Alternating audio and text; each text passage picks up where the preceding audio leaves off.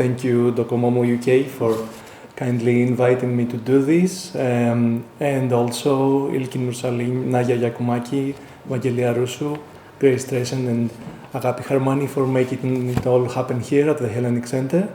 And of course, thank you all for joining me today to discuss the life and work of Aris Konstantinidis on the occasion of the publication of my new book. And as every author knows, the book is never the work of a single person. So for this book, I have many people to thank, this long list of people who funded the project, so the SPART Foundation and the Bartlett School of Architecture Research Fund, then the people from the publisher Geta Ferlac, readers and other people with whom we discussed these projects, architects, other architects, archivists and other scholars that helped me acquire permissions for images and trace archival material.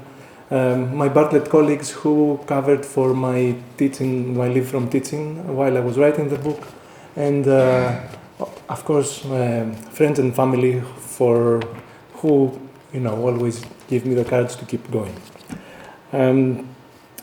Now I'm not going to summarize the book for you. It's always tricky to do a book presentation, so what I've decided to do is to give you a general overview of Aris Konstantinidis' life and work, and we can go as deeply into his work as you want later during the Q&A.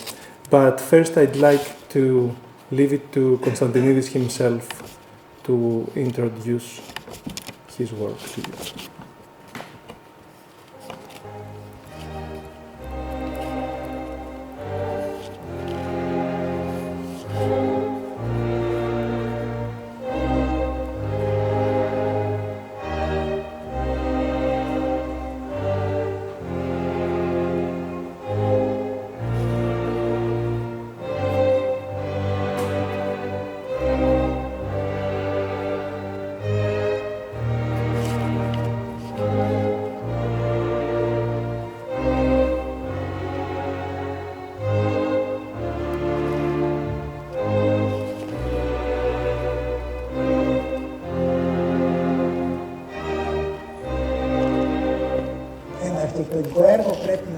A work of architecture must sprout from the ground like a tree or a plant.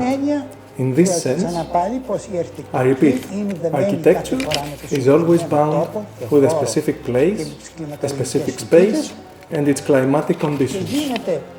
This renders architecture global, but not international. As Naya mentioned, Konstantinidis is one of the very few Greek architects who became well-known internationally without having built a single project beyond the confines of his home country. His inclusion in the canon of critical regionalism from the 80s onwards has resulted in his work being discussed either in the inward-looking terms of Greekness or as a unique synthesis of modernism with this specific cultural identity. But Konstantinidis also had an outward-facing side beyond national borders, which has been historically overshadowed. So in this talk, I want to juxtapose this inward-looking self-portrait that emerges from the architect's autobiography and other published texts from the late period of his life in Greece with the outward-facing picture that can be retrieved from Konstantinidis' earlier publications in the European journals. I want to argue that his two faces, within and without his home country, were frequently pitted against each other. The lonely recluse of Greece found his intellectual peers when he published, lectured, or exhibited his work in Europe. Conversely, the relative scarcity of comprehensive publications in English when compared to Konstantinidis' very prolific textual production in Greek. He wrote more than 2,500 pages of books towards the end of his life, something that modern architects need ghostwriters to do so. But this prolific textual production in Greek has somehow functioned also as a great language barrier for global audiences who are interested in his work. So This is also why his alternative practices of critical regionalism have not yet been allowed to inform architectural production in different contexts. And that's what I'd like the book to start doing. So I'll start by giving you a sense of the architect's self-portrait as it emerges from his late writings. From 1931 to 1936, Konstantinidis studies architecture under the mentorship of Adolf Abel in interwar Munich. This formative experience shapes the young Greek architect's whole personality. As he says in the autobiography, this more open and more progressive world of Munich enables him to discover in himself capacities which he had not imagined that he could have. In Munich, the Bavarian capital, Konstantinidis recognizes the provincialism of Athens and of the architectural pedagogy that was on offer in his home country. With Adolf Hitler's rise to power in 1933 and the political transition from the Weimar Republic to National Socialism, Konstantinidis also witnesses the demonization of modern art and architecture by the fascist state. He finds himself at the epicenter of a political clash between the progressive modernism of Neues Bauen, with this sort of internationalist emphasis on structure, function, and materials, and the state-led conservative traditionalism of the Heimatstil. This ideological division maybe was not as clearly cut in Weimar Germany as Konstantinidis' autobiography suggests, but it was effectively imposed in schools of architecture at the time. Just to stay in Konstantinidis' case, for example, in 1934, the Nazi Party appointed reactionary polemicists such as Alexander von Senger to teach architectural history at the Technical University of Munich. A Greek architect called Eleni Livani has recently finished her doctoral dissertation, which documents how such disruption specifically affected Konstantinidis' studies after 1933. And these included the marginalization of his mentor, Abel, from the school, and this stripped actually the young Greek architect stripped him of the opportunity to work as an intern in his mentor's office. During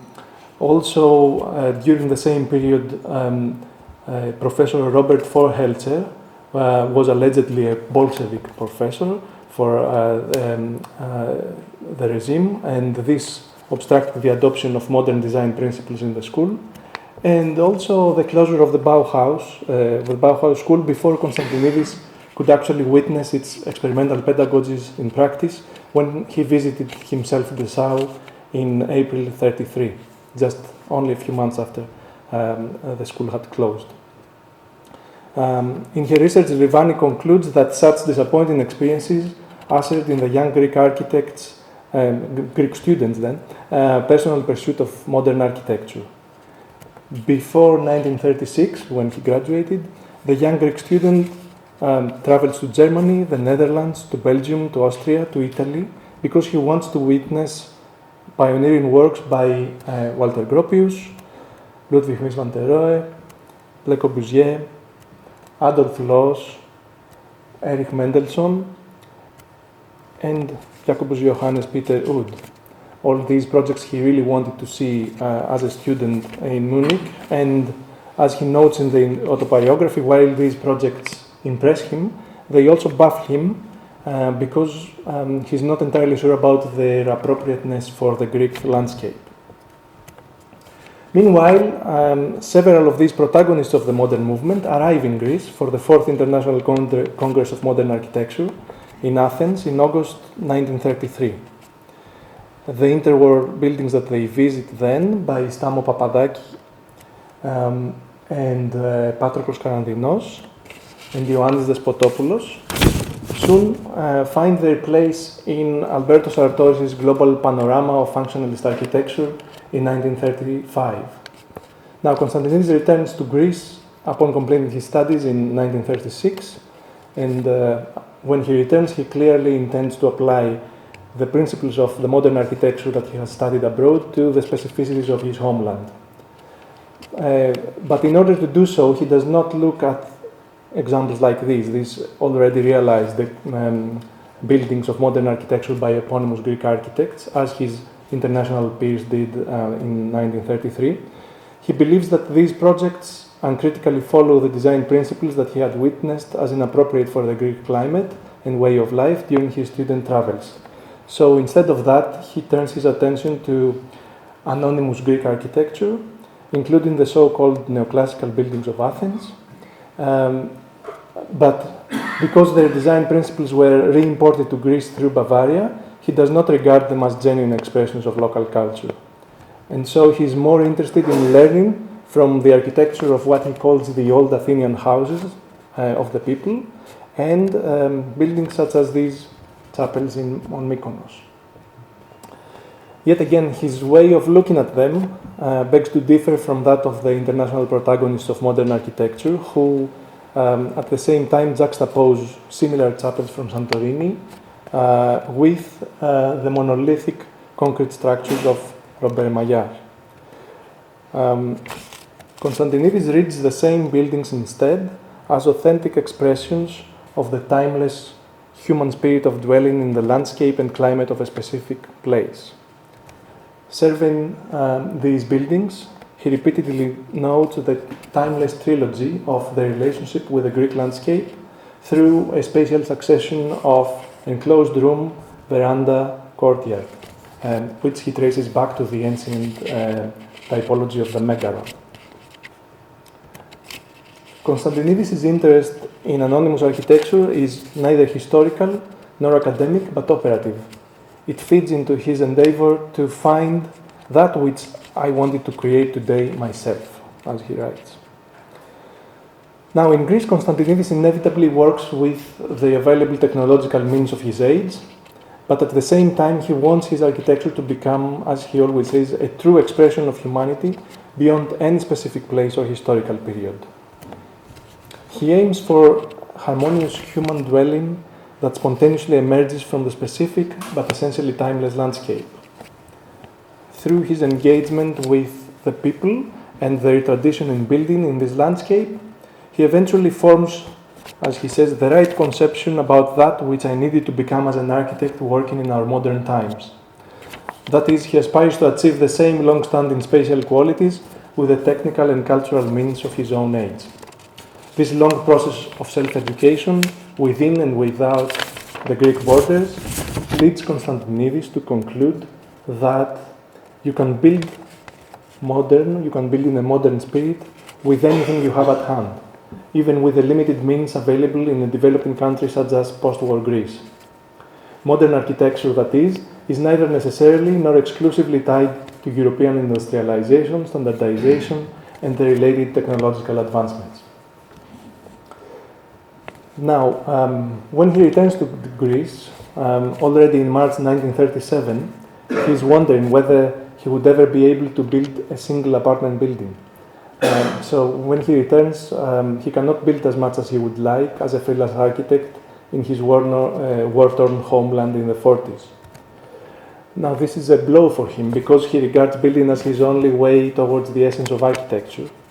And he fears that he might be spending his most productive years in a place that will not enable him to further cultivate his skills. So these are all paper projects, essentially, that he could not realize when he was in Athens.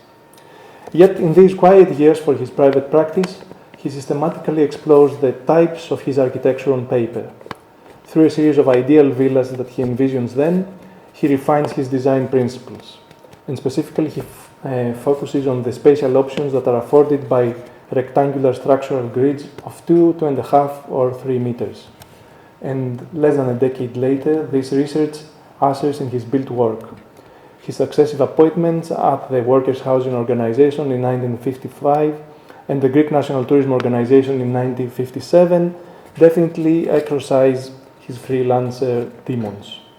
And this is evident in the work that he produces afterwards, because before that he had only built 10 small-scale projects, including 2 weekend houses, one in Elefsina and one in Sikia, close to Corinth, a refurbished apartment in an apartment building in Athens, in central Athens, and 3 exhibition pavilions, And these 10 small-scale projects were his work for 18 years, from 38 to 55.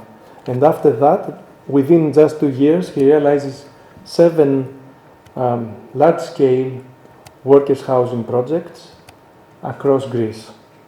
And not only that, but also 24 more projects, including 10 hotels, which I'll go quickly through, on Andros, on Mykonos, on Kalambaka, Meteora, in Paliouri, in Olympia,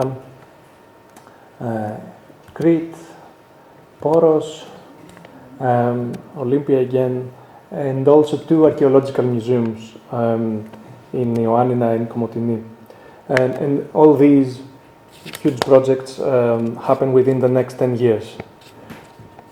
And in these large-scale projects, whose planning is clearly predicated on standardization of construction, this is a set of diagrams that Konstantinidis created in order to show how the wings with the rooms are somehow standardized in different hotel projects that he built across Greece.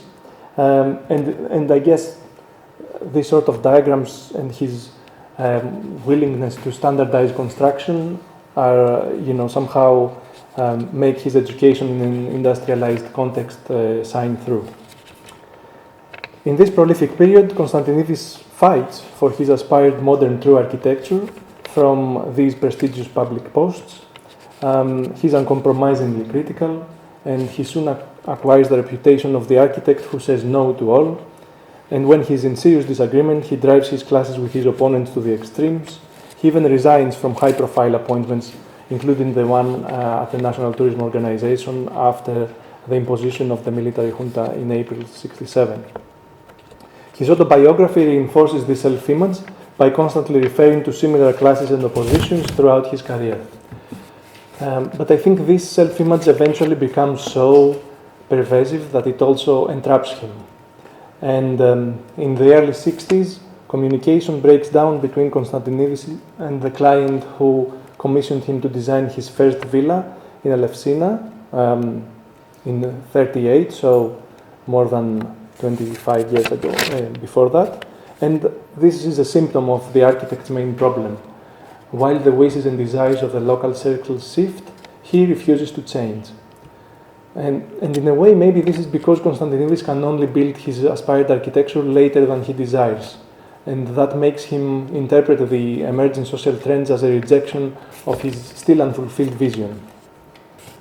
When actually built, from the late 50s to the mid 60s, this architecture, which he calls a vessel of life, these vessels of life he has envisioned since the late 30s, sustain a lifestyle of organic, as he would call it, dwelling in the Greek landscape. But maybe the allure of this way of life has by then been outlived by the rise of urbanized consumer culture. As such, when he retires in 1978, Konstantinidis also seems to exit social time. His late writings come across as an uneven battle with growing external forces that leave him increasingly alone, or ostracized, in the words of his autobiography. This disappointed version of himself, the 75-year-old author of the autobiography, entraps Konstantinidis within its frustrated writings. Hence, the 15 years of Konstantinidis' retirement from 1978 to 1993, when he committed suicide, enabled him to organize his archive, his texts, and also curate his retrospective exhibition at the National Gallery in Athens. But these sort of projects are accompanied by a period of unrelenting writing in the late 80s, and maybe one example is enough. The book, the title is Sinners and Thieves, from 1987, and it is really a relentless critique of almost everybody. On its pages, the Greek architect's blacklist of forerunners of postmodernism expands to include not only the usual eclecticist suspects, such as James Sterling, Philip Johnson, Ricardo Bofill, but also modernist masters such as Le Corbusier, Ludwig Mies van der Rohe, Adolf Loos, Frank Lloyd Wright, Oscar Niemeyer, and even 18th and 19th century figures such as Etienne Louis Boulet, Claude Nicolas Ledoux, and Jean-Jacques Lequer. The lukewarm reception of these books, in which the Greek reviewers witness, and I quote them, fanaticism and hostility. One reviewer calls Konstantinidis a knight of the apocalypse. Both frustrates and reinforces Konstantinidis' sense of self-righteousness. By 1989, he is ready to devote entire books to his worst obsessions. This is a small book he published where he was just giving us short summaries of the new books, which are 2, 4, 8, 10 books that he still wanted to write. And some of them are devoted to some of his worst obsessions, like his disappointment with the clients and their bad taste. But I think, it's really important to probably juxtapose this draft from 1989 on the right with the kind of books that he wanted to write, as he mentions in his journal entries, in 1951. Now, I understand this is all Greek to you, of course, but trust me when I say that this list here there is some sort of more consequential original intentions where he wants to really discuss the art and craft of building in the Greek landscape, whether it is how the architect works with the ground or how the use of color, the future of Athens, the old Athenian houses, the landscape, memory, and so on. By contrast, the titles of these books some of them are like Plain Awful, The Client, in quotation marks, and The Architect, and everything that is bad. So I think, this just goes to show how Konstantinidis is effectively entrapped in a self-image that he has molded for himself within the increasing isolation of the last years of his life. And this is one of his last published interviews in the early 90s, which convey his strong sense of disappointment, abandonment, loneliness, anger, futility. Now, I just want to say that this self-image of Konstantinidis that arises from the torrential lonely writing of the last years of his life is not only misleading, but it is also, it does not do him justice. But the main problem, at least for Greek scholars, is that his texts usually serve as the starting point for those who are interested in his thinking. And rather unfortunately, his late writings greatly outnumber his early publications. So between 1980 and 1990, this is the book where he has collected all his diary journal entries. So the last decade covers almost 70% of this book. And just goes to show how this asphyxiating framework of the resigned self-image that entraps its creator towards the end of his life needs to be reconsidered today. To begin with, it strangles the kind of fresh and optimistic tone of his early writings. His early prose is more manifesto sounding, and these texts by the young Greek architect in the 40s and 50s convey his enthusiasm about the future of his approach to architecture. In addition, some of the stereotypical strokes of the later texts, which are usually full of negative criticism of everybody, overshadow young Konstantinidis' wholesome dives into vernacular architecture, including the people and the local culture that produce and sustain it. Lastly, in one of these books, Konstantinidis has included the only published list of works of true architecture, 15 in total, by exclusively non-Greek architects and theorists whom he appreciates, but this kind of positive list of things that he actually appreciated and would like to promote is somehow drowned in the sea of negative comments that surrounds them. So when it comes to other architects, oops, I missed some. Frank Lloyd Wright almost, as he says, emerges as his favorite architect from this selective list, which also includes architects like Auguste Perret, Johannes Duiker, Walter Gropius, Richard Neutra, Rudolf Schindler, Ivan O. Williams, Egon Eiermann, Eero Saarinen, and Gordon Drake. And maybe you, even through this very cursory glance on these projects, you can see Konstantinidis was very much interested in what we might call sun-seeking buildings. So he's really interested in to see projects that kind of reproduce the qualities of the transition from outdoor space to semi-enclosed space to indoor space. And he's looking at these examples and promoting them as good true architecture. So I think removing this sort of the distorting veil of the old author of the autobiography is the only way to approach the version of Konstantinidis that still awaits to be reappraised in the 21st century. So this inflexible, mythical self-image, which also entraps the old Konstantinidis in a heroically tragic fate, starts to reveal its cracks when one looks at the Greek architect's publication outside of his homeland in the 60s.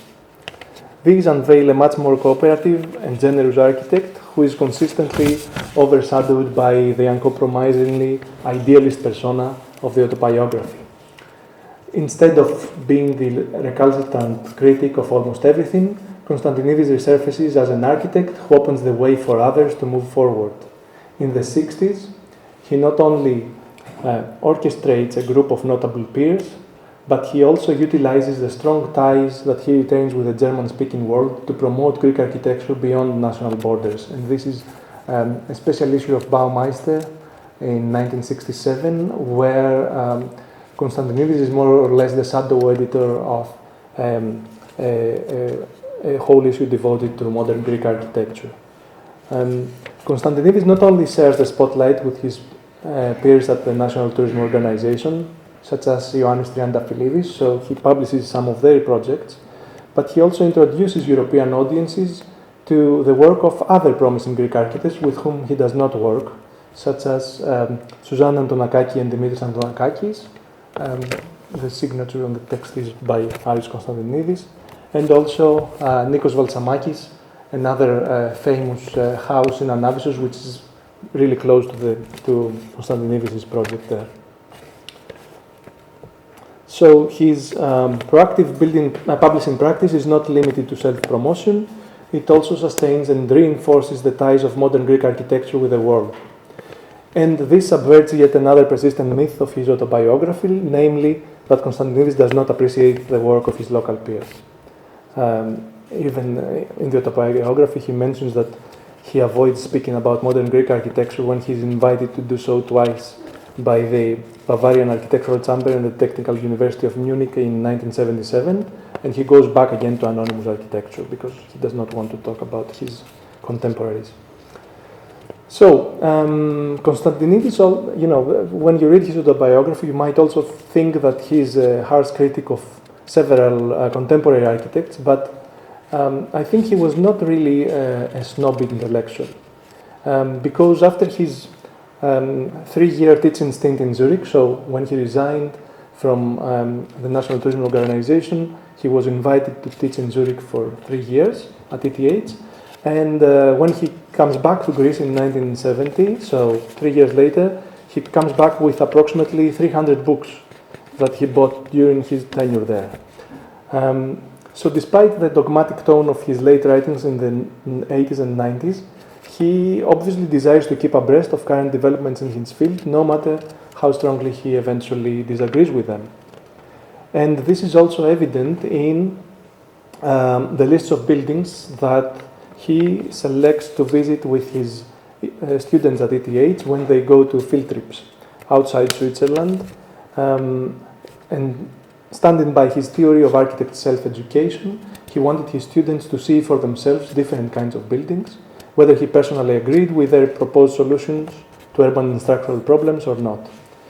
And these additional lists indicate also other personal preferences of Konstantinidis for specific projects by renowned architects and engineers such as Pierluigi Nervi, Dennis Lasden here in London, Arne Jacobsen, and Jörg Knudson, and also less well-known architects in Italy, Denmark, and the UK, where they went for the field trips. So, the version of Konstantinidis that hides between the lines of the old author of his autobiography is to be found in texts that were first published in widely circulating journals, such as the French newspaper Le Monde or the British architectural periodical Architectural Design. This issue was edited by Kenneth Frampton in 1964. And these European publications of the 60s significantly maintain the international portrait of the Greek architect at the peak of his career. This younger and less sullen Konstantinidis designs and builds more than he writes, as documented by the notable 14-year silence in his diary entries from 1951 to 1965. His work is then also intertwined with that of a group of young Greek architects that he coordinates in his capacity as director of the architectural project sectors at the National Tourism Organization from 57 to 67, in a decade of rapid, unprecedented state investment in tourism infrastructure. And it's important to note that these projects constitute 2/3 of his ever, just from one decade alone, and they are frequently anthologized next to the buildings of renowned peers from other countries, including the annual volumes of World Architecture from 1964 to 1967. Especially in the third volume of the series, which discusses the possibility of reconciling art with science, Konstantinidis' hotel projects stand out for their combination of standardization and sensitivity to each specific landscape. Sliding doors, balcony partitions, external roof blinds, and other details from Konstantinidis' well-known Xenia projects also feature frequently in the information library section of the British Architects Journal. So Konstantinidis' ties with European peers and editors in the 60s work both ways, not only without but also within Greece. In his homeland, Konstantinidis can count on the positive international reception of his work to shift the internal dynamics at the National Tourism Organization, and between the enemy lines that he throws in his autobiography, the organization's greatest moments, as he says, also unveil Konstantinidis' cooperative self. In his own words, the team he orchestrates there works as an exemplary architectural office. Young Konstantinidis also seems to collaborate better with individuals with whom he does not always agree, such as Nikos Fokas, even the old author of the autobiography has something good to say about Fokas, who was, and I quote Konstantinidis, the most competent general secretary of the National Tourism Organization ever. He never wanted to abstract me from building the architecture that I believed I should be making. He seemed to recognize in me skills that others could not see with their own eyes. I have always been preoccupied with these burning questions. What is architecture? Why do we build? How do we build? How should we build? How is today related with yesterday, if not with tomorrow?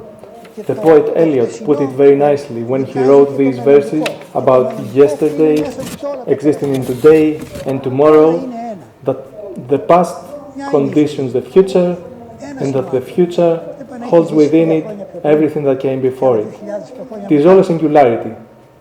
There is one life, one human being, whether they have lived 1,000 years in the past or 2,000 years in the future. Today, yesterday, and tomorrow are united. None of them can exist without the other. His built work has an autonomous value of its own. His mute buildings could indeed speak volumes, expressing his ideas better than their creators' writings. This is also testified by the positive reception of their repeated publication worldwide by audiences for whom the bulk of Konstantinidis' writings in Greek remained inaccessible. Sadly, several of his most important works, such as the derelict Hotel Triton on Andros, now speak the cruel language of abandonment. If these buildings could write, they would probably do so with the resentment of the old Konstantinidis in his loneliest hours. But just like their architect in his old age, they would also be wrong to think that they are speaking alone only to themselves. During his graduate studies in Oxford Brookes in 2012, a young Greek architect, Konstantinos Papaikonomou, roamed the country to record the current state of Xenia hotels and motels. This young 21st century architect found inspiration for his work not only in the ruins of his older peers' buildings, but also in a ruin of the recent debt crisis, a concrete frame that still anticipates its completion. 7 decades earlier, an equally young Konstantinidis did the same when looking at the still smoking ruins of late 40s Athens. Evidently, the Greek architect never spoke only to himself, as he ended up thinking towards the end of his life. Several architects listened, even when he was relentlessly outpowering his most disappointed diatribes, and others can still discern his most valuable architectural insights out of their own volitions and in the terms of their own age. Some of them are even ready to save what remains of Konstantinidis' undeservedly dilapidated buildings in Greece today. As such, the fact that the old Greek architect left this world more than 3 decades ago does not obstruct us from carrying our own Konstantinidis within us today. A history that merits constant revisit is not a static object, but a relationship that one personally cultivates, renews, and continuously develops. Like Konstantinidis, one always keeps from the past that which helps them to become what they want in the present. So I'll leave the last word to him, and he's going to talk about how one can create, what one needs in order to create architecture. You need to combine rational thinking with dreaming. That is to say, you need to design with your mind and with your heart and with your soul together. The poet said dreaming, not imagining. I'm stressing this point because the artistic imagination potentially leads to the danger of mimicking past forms. Dreaming is the most important thing, being able to dream. Design with rational thinking and dreaming then.